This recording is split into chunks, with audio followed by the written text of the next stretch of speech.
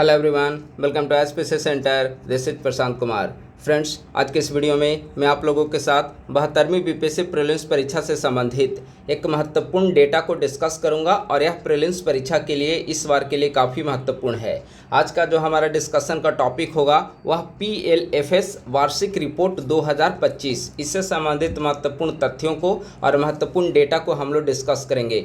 71वीं BPSC prelims परीक्षा में ऐसे कई सारे रिपोर्ट से महत्वपूर्ण सवाल को पूछे गए थे, तो इसीलिए आज का डिस्कशन काफ़ी महत्वपूर्ण है। तो आइए हम लोग इसका डिस्कशन प्रारंभ करते हैं। अगर आप लोग नए हैं तो हमारे यूट्यूब चैनल को सब्सक्राइब कर लें और हमारे टेलीग्राम ग्रुप @ISPC सेंटर को आप लोग जरूर ज्वाइन करें। पीएलएफएस वार्षिक रिपोर्ट 2025, ये पीएलएफएस का मतलब क्या होता है? तो पीएलएफएस का फुल फॉर्म है इंग्लिश में पीरियोडिक लेबर फोर्स सर्वे। इसका हिंदी हो गया आवधिक श्रम बल सर्वेक्षण। ठीक है, यह जो पीएलएफएस सर्वे रिपोर्ट है यह सांख्यिकी और कार्यक्रम कार्यान्वयन मंत्रालय के तहत एनएसओ राष्ट्रीय सांख्यिकी संगठन के द्वारा जारी किया जाता है। तो काफ़ी महत्वपूर्ण है। पीएलएफएस वार्षिक रिपोर्ट किसके द्वारा जारी की जाती है? देखिए, यह एक रिपोर्ट मंथली बेसिस पे भी जारी की जाती है, ठीक है, और ईयरली बेसिस पे भी जारी की जाती है। तो मंथली इंपॉर्टेंट नहीं है क्योंकि हर मंथ का आप कितना याद करेंगे प्रीलिम्स परीक्षा के लिए, लेकिन वार्षिक रिपोर्ट है वह महत्वपूर्ण है। तो यह जो रिपोर्ट है पीएलएफएस वार्षिक रिपोर्ट वह एनएसओ के द्वारा जारी की जाती है। यह सांख्यिकी और कार्यक्रम कार्यान्वयन मंत्रालय के तहत आता है। ठीक है, तो यह कंप्लीट है। अगला पॉइंट है कि पीएलएफएस का मतलब क्या होता है या किस प्रकार की रिपोर्ट है? तो यह देश में श्रम बल, जनसंख्या के विभिन्न क्रियाकलापों में भागीदारी और रोजगार से संबंधित आंकड़ों को प्रकाशित करती है। यानी कि पीएलएफएस का जो सर्वे रिपोर्ट है वो आप देखेंगे बेरोजगारी दर से संबंधित आंकड़ों को एकत्रित करता है, श्रमिक जनसंख्या अनुपात से संबंधित आंकड़ों को एकत्रित करता है, श्रम बल से संबंधित आंकड़ों को एकत्रित करता है। तो यह काफ़ी महत्वपूर्ण रिपोर्ट है पीएलएफएस रिपोर्ट। इस रिपोर्ट को हम लोग डिस्कस करें उससे पहले 2-3 शब्दावली का पूरा डिफिनीशन जानना जरूरी है क्योंकि इसका प्रयोग अंदर के डिफिनीशन में यदा कदा किया गया है। तो सबसे पहला जो महत्वपूर्ण शब्दावली है वह है LFPR labour force participation rate, Hindi हो गया श्रम बल सहभागिता दर। यानी कि पीएलएफएस के तहत एक रिपोर्ट जारी की जाती है वह है श्रम बल सहभागिता दर जिसे कहा जाता है। इसका मतलब होता है कुल जनसंख्या में श्रम बल का जो प्रतिशत होगा वह श्रम बल सहभागिता दर के नाम से जाना जाएगा। ठीक है, दूसरा शब्दावली है वह श्रमिक जनसंख्या अनुपात, worker population ratio, WPR worker population ratio. इसे कैसे हम लोग डिफाइन करते हैं, आंकड़ों को निकालते हैं?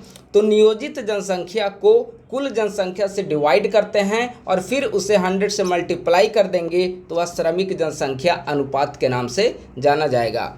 अगला है बेरोजगारी दर, अनएम्प्लॉयमेंट रिपोर्ट। बेरोजगार पॉपुलेशन को कुल जनसंख्या से डिवाइड करके 100 उसका प्रतिशत निकाल देंगे तो वह हो जाएगा बेरोजगारी दर। ठीक है, तो यह 3 शब्दावली महत्वपूर्ण है।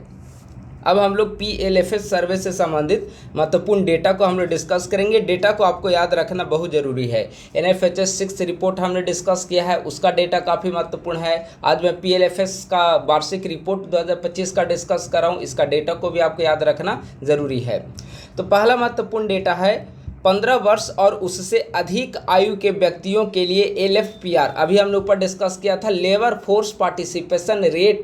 ठीक है, श्रम बल सहभागिता दर। ठीक है, तो 15 वर्ष और उससे अधिक आयु के व्यक्तियों के लिए श्रम बल सहभागिता दर कितना है? 59.3%। इंपॉर्टेंट है कि यह 24 की तुलना में यह दर जो है स्थिर बना हुआ है। तो अभी श्रम बल सहभागिता दर कितना है भारत का 2025 में? 59.3%। इसमें अगर मेल का देखा जाए तो मेल का है 79.1% और फीमेल का है 40%। और अगर कुल श्रम बल सहभागिता दर पूछा जाएगा टोटल, तो टोटल हो जाएगा 59.3%। अलग अलग मेल और फीमेल का पूछा जाएगा तो फीमेल का 40% और मेल का 79.1%। तो यह हो गया लेबर फोर्स पार्टिसिपेशन रेट, श्रम बल सहभागिता दर। इसमें मेल और फीमेल को हमने यहाँ पर देखा, मेल 79% और फीमेल 40%। अगर श्रम बल सहभागिता दर ग्रामीण स्तर पे और शहरी स्तर पे अलग अलग पूछा जाए तो उसको आप कैसे, उसका कितना प्रतिशत है? तो ग्रामीण क्षेत्र में श्रम बल सहभागिता दर वर्तमान समय में 62.8% है और शहरी क्षेत्र में श्रम बल सहभागिता दर 52.2 2% है, इसे भी ध्यान रखना है। ठीक है, मेल फीमेल का हमने डिस्कस किया था ऊपर, मेल का था 79.1%, फीमेल का था 40%। और अगर ग्रामीण और शहरी स्तर पे देखा जाए तो ग्रामीण स्तर पे 62.8% और शहरी स्तर पे 52.2%। और ओवरऑल अगर श्रम बल सहभागिता दर पूछा जाए तो ओवरऑल है 59.3%। ठीक है, तो यह हो गया श्रम बल सहभागिता दर। अगला पॉइंट है श्रमिक जनसंख्या अनुपात, वर्कर पॉपुलेशन रेशियो। ठीक है, श्रमिक जनसंख्या अनुपात जो है 2025 में 57.4% है, ओवरऑल 57.4% है वर्कर पॉपुलेशन रेशियो, श्रमिक जनसंख्या अनुपात।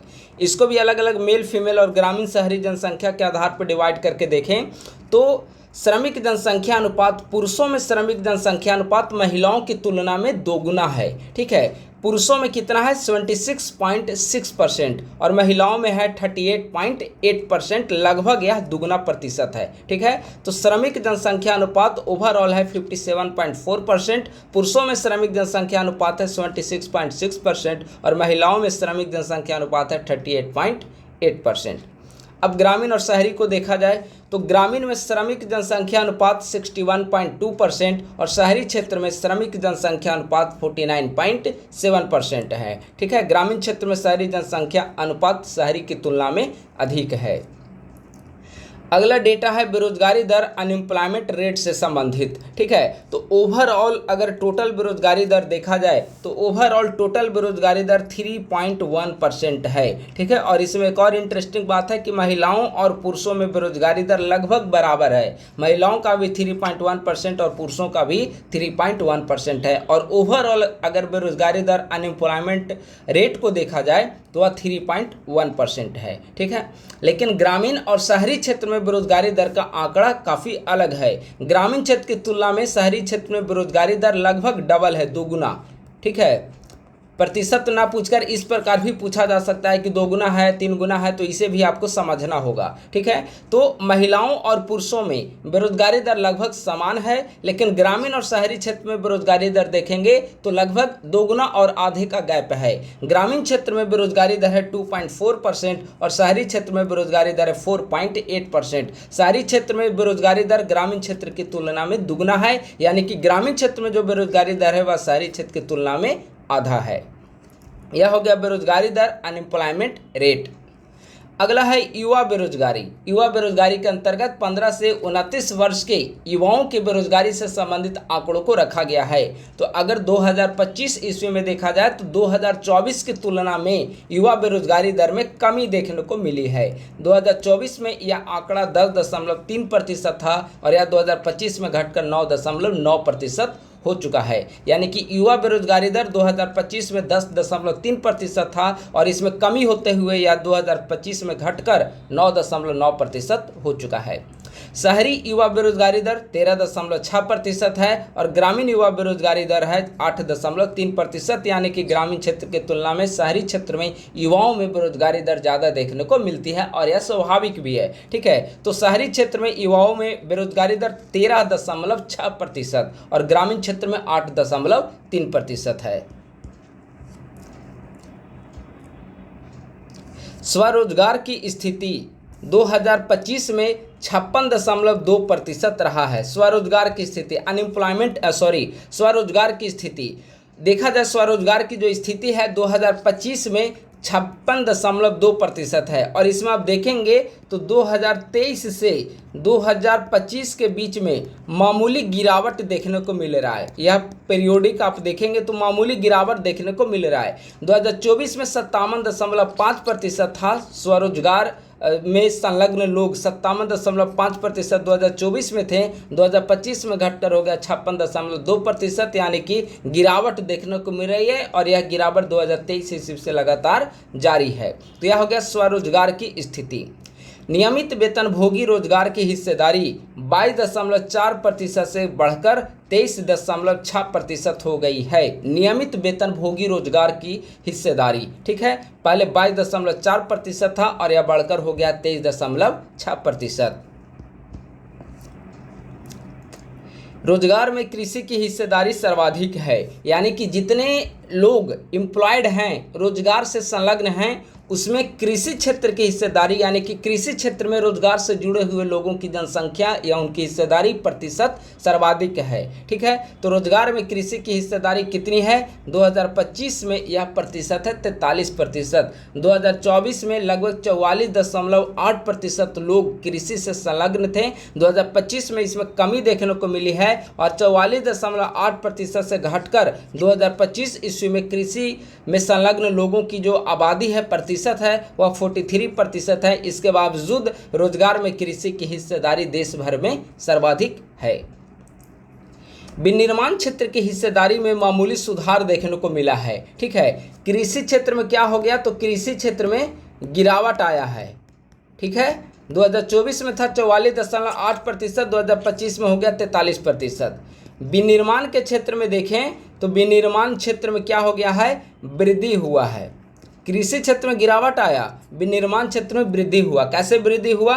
तो 2024 में विनिर्माण क्षेत्र की हिस्सेदारी जो थी 2024 में 11.6% थी और 2025 में विनिर्माण क्षेत्र में जो रोजगार की स्थिति है 12.1% लोग इससे संलग्न हैं। तो विनिर्माण क्षेत्र में वृद्धि हुआ है, युवा जो ज़्यादा संलग्न हैं और कृषि क्षेत्र में रोजगार में हिस्सेदारी प्रतिशत में देखने को मिल रहा है।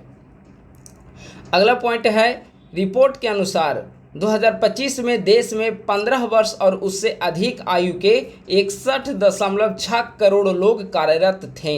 ठीक है, 2025 में देश में 15 वर्ष और उससे अधिक आयु के 61.6 करोड़ लोग कार्यरत थे, जिसमें मेल 41.6 करोड़ और फीमेल 20 करोड़ और टोटल हो गया 61.6 करोड़। महिलाओं की आय में वृद्धि।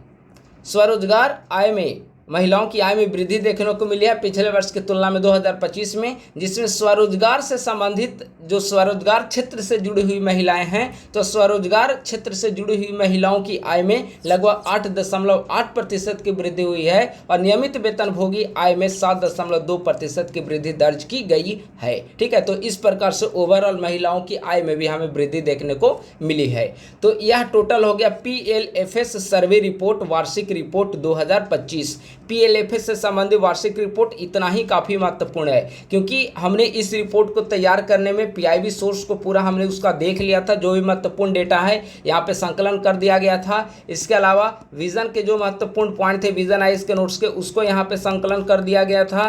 दृष्टि IAS के जो भी PLFS सर्वे रिपोर्ट से संबंधित महत्वपूर्ण पॉइंट्स है उसको भी इसमें मेंशन कर दिया गया है। ठीक है, तो PIB इंपॉर्टेंट था, PIB का हर डेटा इसमें इंक्लूड होना चाहिए जो कि यहाँ पर इंक्लूड कर दिया गया है। अगर PLFS सर्वे रिपोर्ट से संबंधित कोई सवाल BPSC प्रीलिम्स परीक्षा में पूछा जाता है तो इन्हीं आंकड़ों के इर्द गिर्द सवाल पूछा जाएगा। ठीक है, अगर डायरेक्टली वहां पे डेटा से सवाल नहीं पूछा जाएगा तो इनडायरेक्टली सवाल यहाँ पे जरूर आपसे जुड़ा हुआ रहेगा। जैसे हमने बताया ना कि मान लेते हैं कि यहाँ पर पूछ लिया जाएगा श्रम बल सहभागिता दर है LFPR, टोटल है 59.3%, मेल है 79.1 और फीमेल है 40%। तो ऐसे पूछ लिया जाएगा कि पुरुषों में महिलाओं की तुलना में श्रम बल सहभागिता दर लगभग 2 गुना है। ठीक है, तो डायरेक्टली ना अगर पूछा जाएगा तो इन आंकड़ों से इनडायरेक्टली सवाल भी पूछे जा सकते हैं। तो इसीलिए सारे आंकड़ों को आपको अच्छे तरीके से कंप्लीट करना होगा। बार बार आंकड़ों को आप रिवाइज करिए और जितने भी महत्वपूर्ण डेटा रिपोर्ट है हाल के दिनों में सरकार के द्वारा प्रकाशित की गई है, सरकार से जुड़ी एजेंसियों के द्वारा पब्लिश की गई है, चाहे वह राज्य सरकार हो केंद्र सरकार हो। ठीक है, तो इन सभी को अच्छे से आपको कंप्लीट कर लेना है। इसके पूर्व में हमने NFHS का 6th रिपोर्ट के कुछ डेटा को हमने डिस्कस किया था।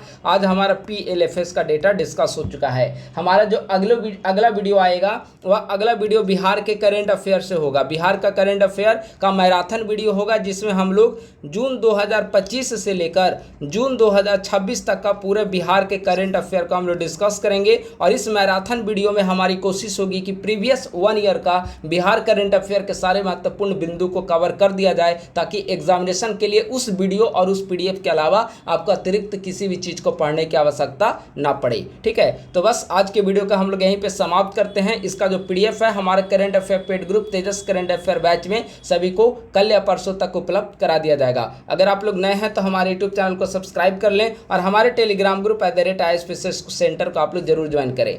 थैंक यू सो मच, बहुत बहुत धन्यवाद।